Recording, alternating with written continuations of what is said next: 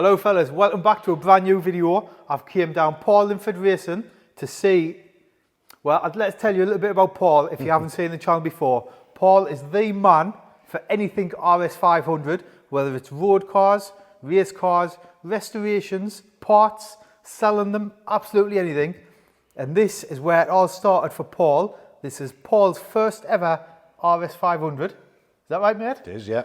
And what year did you buy this? I can't honestly remember. Really? I honestly can't remember. It must be, well, we'll get to it as we go through. That tax disc was the last tax disc that was in it when I sold it, 2011. So you sold it in 2011, Yeah, 2012? no, before then. Yeah, about then. And I think I'd had it about 4 years.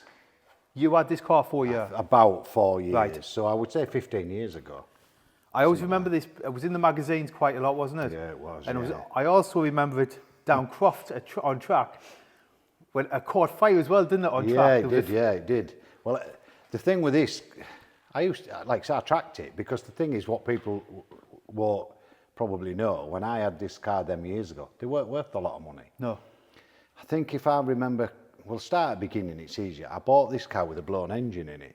Completely standard car, wasn't modified at all, and I think, if I remember right, I give 9 grand for it. Did you own North Yorkshire RS spares at the time? Yeah, I did. So I bought the car with a blown motor, took it to, I was good friends at the time with a guy who had a tuning sort of place in York called Neil Cannon, who was Carwise UK, known for building quite a few big power Cosworths. He'd done quite a few. And anyway, he rebuilt the engine for me, and I sort of, well, no, we didn't. I wanted it just rebuilding to standard. And he said, oh, let's go big horsepower, blah. And I'm like, nah. Anyway, long story short, we did. Went to 554 it was. Put the engine and that in it, and I put all the alley tanks and that we'll show you. And it was fucking mint. What power did it run then? 550? 554, yeah. Just absolute missile, it really was, yeah. And then obviously I realised suspension couldn't go. I had to put coilovers on it, and then I had to put the big brakes on it, and then the next thing obviously was the wheels. And that, I think, is probably, I mean, they're dull now because it's been sat 10 years. They polish up mint, they really shine well, but I went to Compomotive where I am and said, I want some 17-inch wheels for a 500.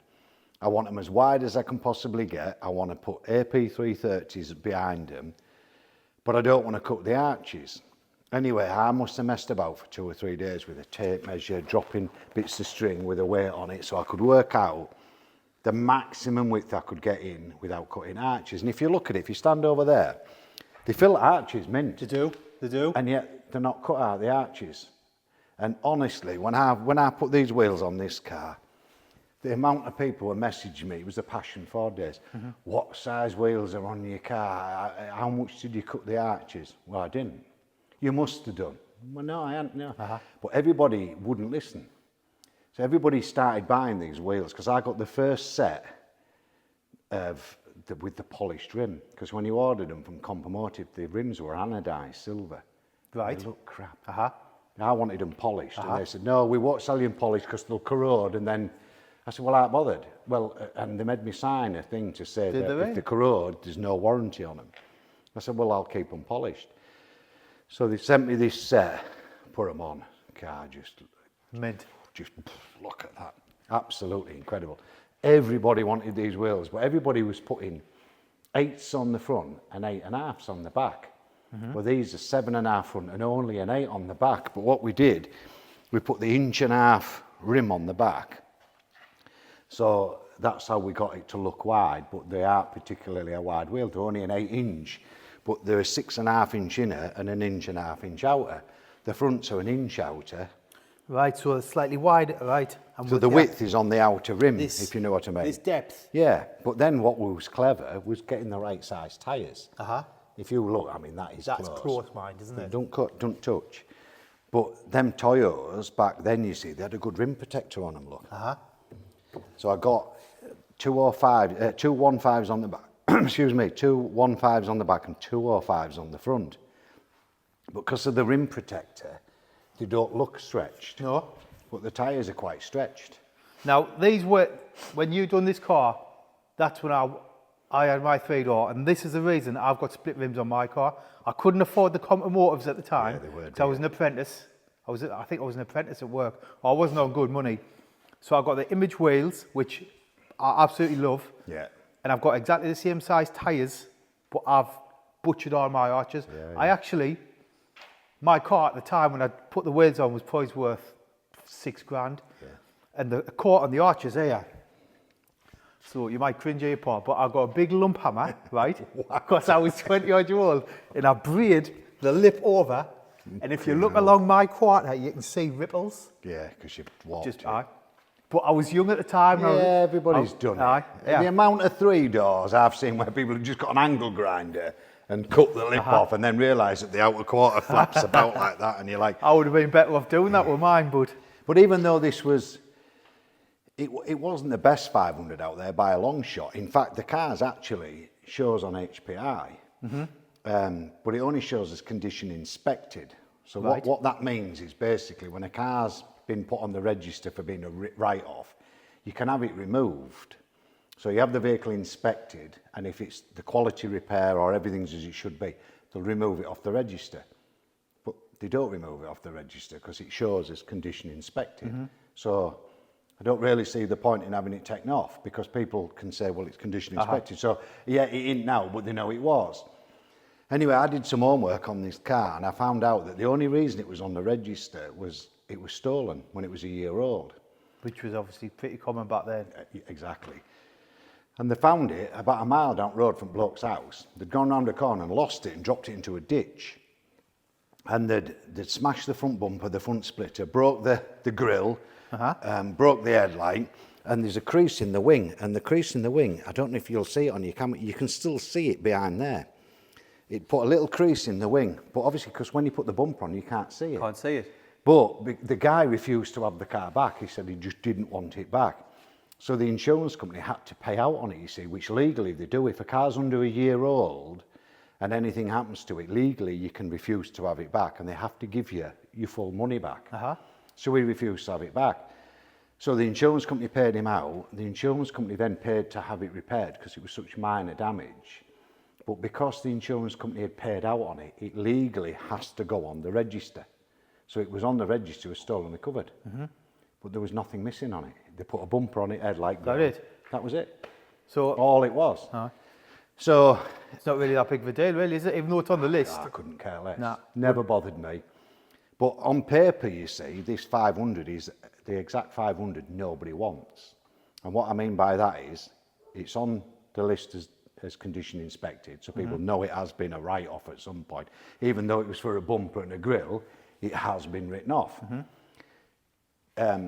It's modified.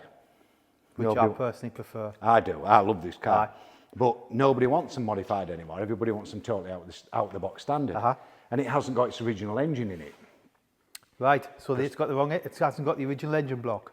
No, because when I bought it with the blown motor, we decided when we went for big horsepower not to use the original engine. We used another 500 block that I had. Right. So we built the engine on a different 500 block that if it ever blew it up and damaged the block, I still had the original block for it. Right. So again, so it's not the original engine, it's modified, and it's on the hit list. Silly things like it's been delocked, which I never noticed. Doesn't bother me. No. But Did you do that? no, I never did any paintwork to this car at all. It's exactly as I bought it. Because even pinstripe, if you look, the pinstripe's wrong on it. Is it too fat? Too fat and it's wrong colour. Is it the wrong colour as well? Yeah, Is it's it too dark? dark? But I tracked it. I remember catching Fibercroft. Kicked hell out of it. Huh? You know, and I love the car that much. And I was saying to Joanne the other day, I can't even really work out why I sold it. I think it was because I was, excuse me, planning on moving. House? Yeah, so I needed the money. Uh-huh. Only reason I can think, I don't know why I sold it. So anyway, I tracked it. I had a lot of fun in it. We built the engine on it. I put the coilovers on it, the big brakes, put the wheels on it, which completely transformed the car. And I ran it for 2 years, tracking it at all time. Standard gearbox, standard diff. At 550 brake? Never had a problem with it, because I didn't launch it. I used to just set off in first, into second, and then boot Then it. away. And I thought, I didn't have a lot of money then. I'd started North Yorkshire. Look, it's Stephen's still was got gonna my say, old it's got- sticker in window. I was Still going got to it in. mention that. And so I thought, I'll do it. When gearbox blows, I'll worry about it then. Anyway, gearbox never did blow, but I'd made a bit of money, so I bought a big tooth gearbox for it. I took a gearbox out of a scrapper that was knackered, sent it to Bernie at CTS Transmission. They put a big tooth kit in it, and had a Quaife diff put in it. But this was all like over the next 2 or 3 years, and I just kept on tracking it. And like you say, it set on fire at Croft once. And it was quite a funny story, really, because I had a lad in with me called Paul Tooth from up in Scotland. Paul Tooth. And we were off like hell around this track, and next thing you could see smoke bellowing out from under the bonnet, like, you know. So I pulled over to track real quick, lifted bonnet, and it was on fire. So we're shouting at this marshal. Well, this marshal must have been about 90, right? And this is no word of a lie. I was so mad at the time, but it was funny. He lifted these 2 big fire extinguishers up, and he was that old. He got halfway across the track and had to stop and put them down. And I'm thinking, Your car's on my fire. car's on fire, and he's stopping for a rest. Do you know what I mean? And luckily, it was Paul who remembered. I don't even know if it's still there, but there was. No, it isn't there anymore. But I had a fire extinguisher By the passenger seat, which was... under passenger seat, and Paul remembered it. He ran and grabbed it, and we put it out. By that time, old man Bill had managed to get here with a big fire extinguisher and we'd put it out. And anyway, recovery truck came, took it, ran back to pits. Next thing, it's on fire again. Was it that? It was a heat shield or some sound deadening or something, Sound wasn't it? deadening. Basically, what had happened, the clutch cable, as most people will know with the Cosy, runs right next to the alternator. For some reason, it had moved and it had got wedged behind the alternator. And it rubbed and rubbed and rubbed till it had gone through to metal liner in the clutch cable and was touching the back of the alternator. Well, it's a live feed to alternator. So basically what it was doing, it made the cable glow. Really? It was rubbing on a live, it didn't pop a fuse or anything, but and the heat had travelled up the clutch cable and set the sound deadening on fire where the Really? clutch cable comes through the bulkhead. So by the time we got it around to pitch, it was on fire again. Anyway, everyone was frantically getting the bottles of water and chuck it, and we managed to get it out. And I'm thinking, oh, it'd be scrap, you know, AC will be knackered because of electrics and blah, blah, blah. You couldn't see, it was covered in white powder where the fire, you know, old man Bill had eventually got there with his fire extinguisher and we put it out.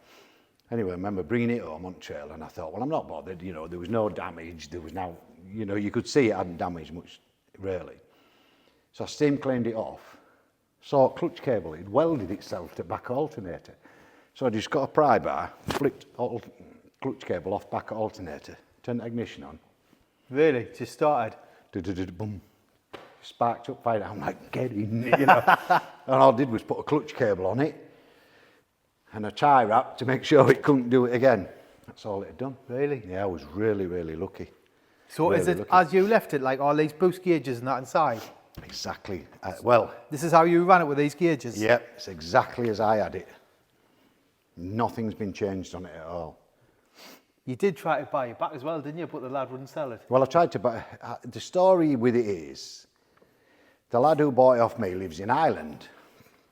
Anyway, he came over, he'd seen the car, because it was quite, I won't use the word famous, because I hate that word, but it was a well-known car, one. Everybody knew this car. This because, car was, I mean, it was massive to me you back know, in the day. on the days of the internet, everybody used to put pictures up on Passion Ford and RS500 website, didn't they, of track days and that. Well, there was loads of photographs of me going sideways in this, because I'll tell you a story. I can't remember who it was, but there was one, you know, you get the cock he gets at track days, thinks he's the, you know, Sterling Moss. The professionals. Yeah, you'll never get that sideways on hairpin. Oh, Warner, we'll see about that.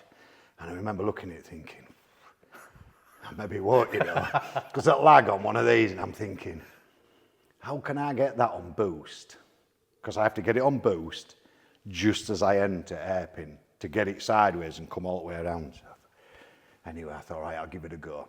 And as those who know Croft will know, before the hairpin, there's a right-hander, and then a real little straight, and then it's the hairpin all the way around. And I thought, if I go around in third on that right-hander, then drop it into second and just dump the clutch, it'll lock the back end up and throw it sideways.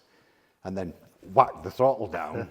It worked every time, and I'd come all the way around the hairpin smoke bellowing off tyres, but the good thing was for people watching, I didn't come round the hairpin and then go sideways. I came round the hairpin completely sideways like that all the way around, and people loved it. They thought it was great. And it soon became quite common. As soon as I went out on track in this, everybody used to run to pit wall to watch me coming round hairpin. Half of them would want to see me stuff it, weren't they? But I could do it every time.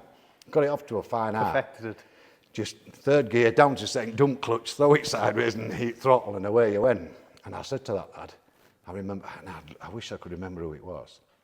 I just remember going back into pits and said, I bet I can get it sideways. And he just never said anything. So what's it in for, Paul? Because obviously you specialise in restorations and doing work on Cosworths, and this has came to you for work, hasn't it? It hasn't came because it's your old car. Well, yeah, I'll sort of tell you really how it happened, because I put the car up for sale, must be 12 years ago, going back tax disc. Mm-hmm. And a lad from Ireland rang me, said, I want the car, I'll give you full asking price, I'll come over. Lovely guy, really, really nice lad. You know when you speak to him on phone, just a really, really nice guy. Will you keep it for me? And I'm, like we were discussing it before we started filming, didn't we? You're doing the same with your Sapphire at the moment. If I give my word to somebody, I give them my word. Mm-hmm. And I said to Mark, if you're coming over, Mark, I will not sell car till you get here. And I had this for sale, and I had another one for a customer, a completely standard black 500. This was 28 grand, and the other black one was 30, but he wanted this one. Anyway, he buys the car, that's it. That's the last I've seen of it. And I was a bit gutted I'd sold it. And I knew naught about this. Anyway, apparently, he got off the ferry at the other end, because he lived in Ireland, got about 2 hours down the road, and it melted a piston. Really? Well, I knew nothing about this. So anyway, it came back over to England to be repaired. So they had the engine rebuilt. Got home to Ireland, 2 hours down the road in Ireland again, melted a piston again. So it came back to England to be repaired again. Well, what it was, in Ireland, they only have 90 run fuel. Right. I didn't know this till recently. We've got 95. We've got 95 basic. and 99. Uh-huh. They only have 90. Well, this was mapped on, pissing phone. This was mapped on 95 or 99. Did you answer that? No. It was mapped on 99 run fuel. So, of course, as soon as he'd got home in it, he put the 90 run fuel in it, melted a piston. So anyway, it came back to the UK for the second time to be repaired. And I don't know why, but the car sat in this tuner's garage for 10 years. Just sat there? Just sat on a ramp. He started the work, which you'll see when we lift the bonnet. He started to do the work. Can we lift it? Yeah.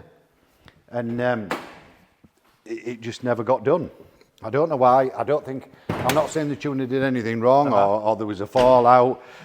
I don't know why, but it was sat there 10 years. Next thing, I just get this message out of blue. Will you finish my car? And I'm like, who's this? You know, like you do. Some random bloke on a Sunday night message, will you finish my car? What is it, mate? Fiat Mirafiori, you know? So I get this message anyway. I said, who is it?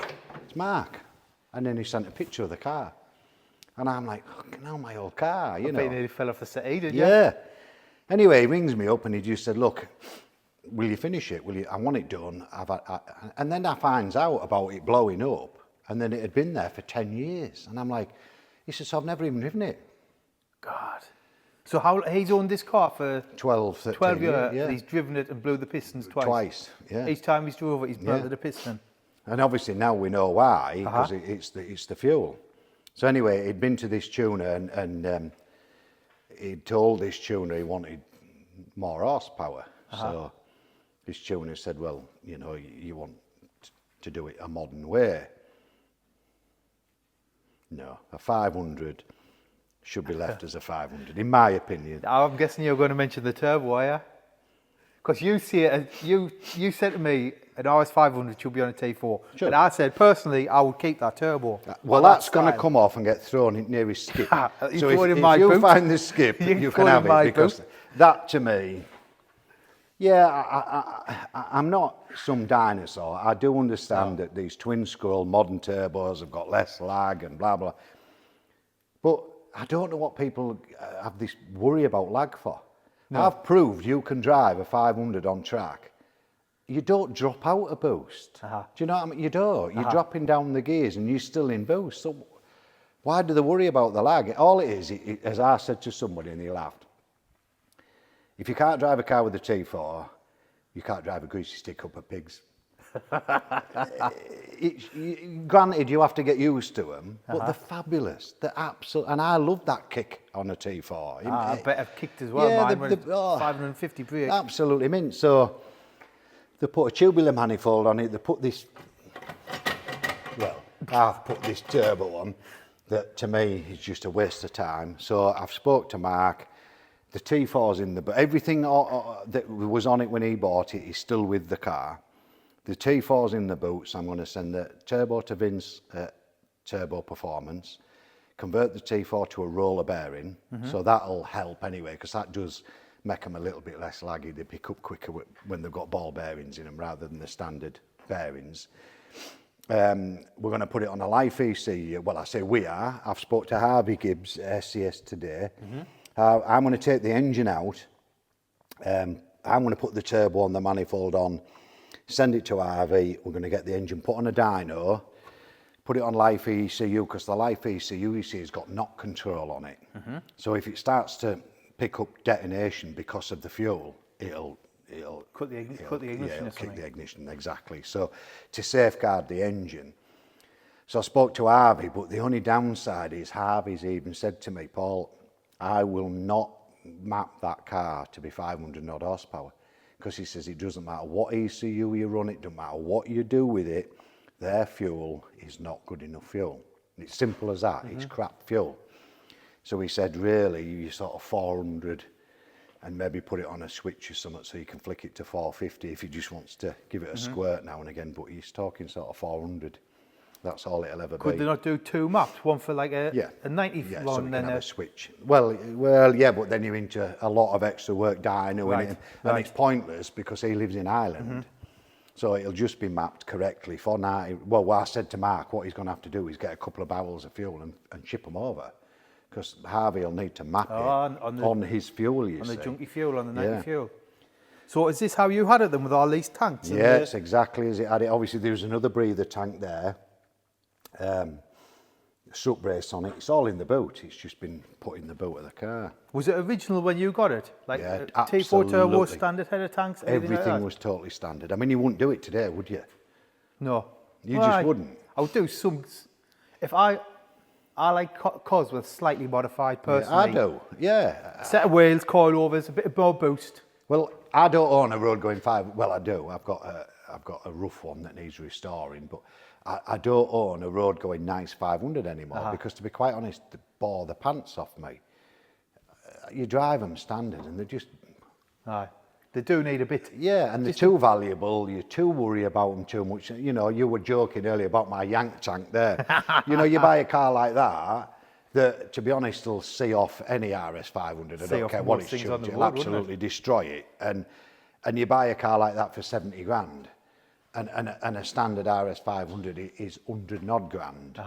So even as much as I love these cars, I don't own one. And I've never worried. I sold my last one, and I've never missed having a 500. Never missed it. Do you know what it is though? You're lucky because you can come in and see them. But they're so cool to look at to me. They're just so cool. The bonnet with the vents, the spoilers, the arches. I think you're right. I get to see them all day, every day, don't I? There's always 2 or 3 500s in this workshop somewhere. But I've never missed owning one. But this car came back. Adam Bowler brought it for us. He picked it up and brought it up here. Series 1 recovery. Yeah, he brought it up. And as soon as I saw it, I just thought, and I love it the way it is. I like it modified. I like the wheels. I just love the way it sits. I love the stance about it. I love everything. You know, I just love that car. I love the gauges because the interior is completely standard. Apart from the gauges. But I used to have a Recaro seat in it, in the driver's seat when I tracked it. I had one of them GP... Like a fixed back thing? Yeah, them expensive Recaro seats. I had one of them in the driver's seat with a harness on it. Obviously, when I sold it, I took it out and put the seat back in it. But I love it the way it is. I just love the car. And I've tried to buy it back off him. I remember you saying you tried to buy it back, but you couldn't get it. No, he won't sell it. He did say to me, if he ever sells it, I can have first. And I believe he will let me have first shout at it, but he doesn't want to sell it. And I sort of get it. He said, I've owned it 12, 13 years. I've never driven it. You know, as in, never properly driven it. He drove it and it blew up. Is it the original paint, Paul? 'Cause it looks like, I don't know if it's a reflection of something in here, the red, but it looks like it's got like a bit of pearl or something in it. No, it's because it's dusty. If you Is that wipe what it, it look, is? it's dust. You wipe the dust off it and it's not. It's because it's just been sat here. So we sort of only really worked out the plan today, what we're going to do with it. I messaged Mark and said to him, look, this is the story. It's going to have to go on that ECU and loom. It's only ever going to be 400 horsepower. It's still to going to keep be it plenty. safe. It's still going to be plenty in this, isn't it? That's the only trouble, unfortunately, for Irish lads. They can't have the big horsepower cars anymore. But we'll get the same. We'll end up the same. We will. Probably. You'd be ordering fuel off the internet. Yeah. But I just love the car. Mate, I do. It looks so cool. The only thing I would do, to be fair, if I owned it now, in all honesty, is what people have got to remember, Ali Tanks was the in thing when I built this car. You know, if you lifted bonnet and you had all the bling, people. Oh, the chrome. Now, all I'd do is I'd probably do these black. Like a matte black or something. Yeah, that crackle finish looks quite nice against black. I'd probably do them all that. Just take it. But other than that, I wouldn't do any. I'd polish the wheels up.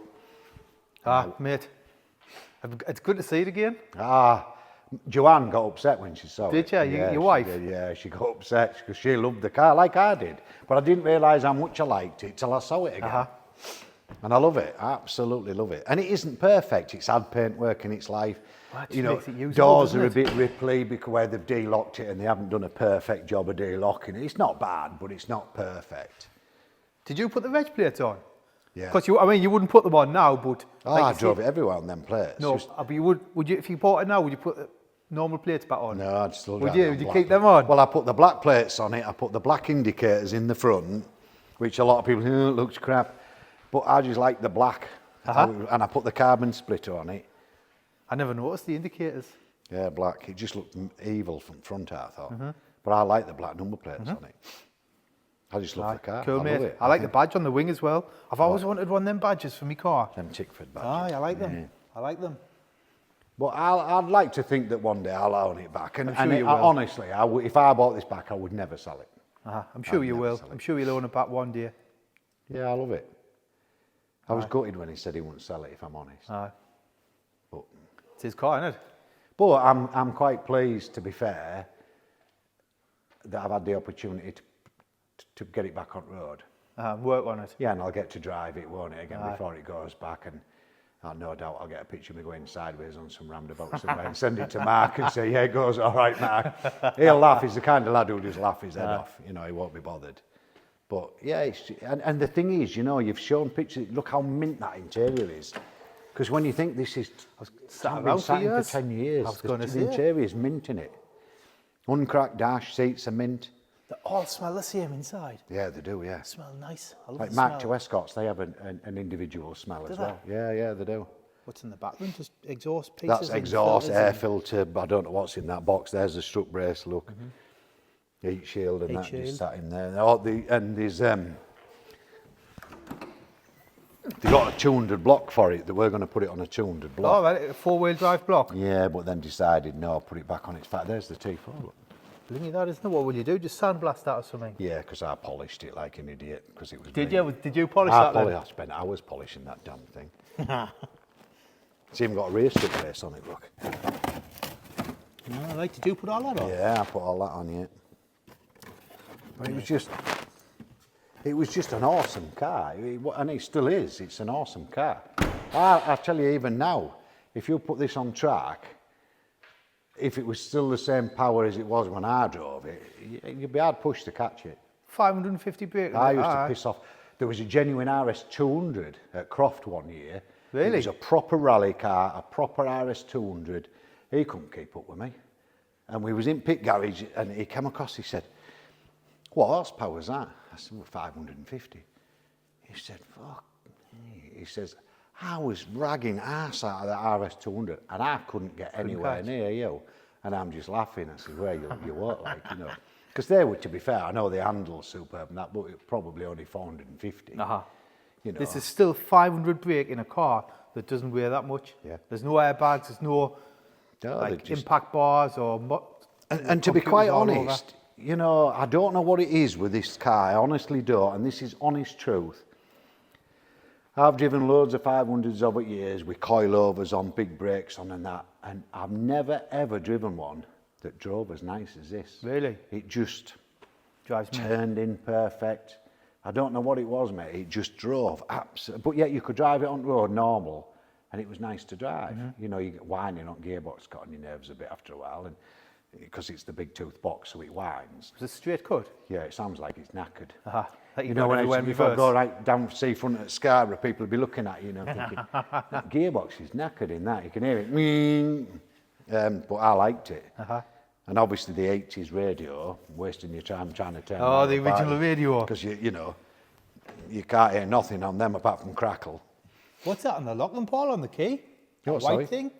What's that white thing on the ignition key? It's to stop you pulling lock out.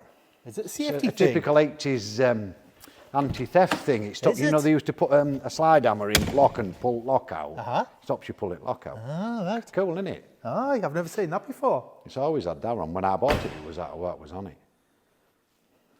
But yeah, I love it, mate. I honestly do. I think the car's absolutely... I hope you get it back. Well, the funny thing is, though, do you know what? People will say, well, why don't you buy another one and do the same? It's not the same, is it? No, I want that car. And I'll tell you what it is, because when it's polished up, it looks mint. But because it's had paint work, because it's got a bit of history about it, I never used to worry about it that much. If it got a stone chip on it, so what? You know, if I stuffed it, I would never stuff it bad enough that I couldn't repair it. So even if I clouted front and it needed putting on a jig and pull it, I wouldn't devalue it because it's already on the list. So it wouldn't make any difference. And I'd make a mint job of repairing it anyway. And you're never going to sell it, so you don't need to worry about the resale value. And honestly, no word of a lie, if I bought this car back, I would kick its head in everywhere. So I would just... have fun with it. Yeah. Well, like you say, if you're never going to sell it, you don't need to worry about the resale value, do you? No, I won't be bothered. Yeah. Be good to see it. I hope you get it back. I really do. I'm sure you will. I think he's a genuine guy, Mark. He really is a really nice, genuine guy. And he said to me, I want to use it, Paul. I want to drive it for a bit. He said, but if I sell it, I will offer you it first. And I know he will. And to be quite honest, it's a difficult car to buy, because if he said to me, what's it worth? I can't tell him, can I? No. Because he's going to think, well, you've just told me it's lowballed. Yeah, I've lowballed you because you want to buy it. But the trouble is, who else is going to tell him what it's worth? But the thing is as well, it's on the list. It's like you see, it's on the list. It's modified.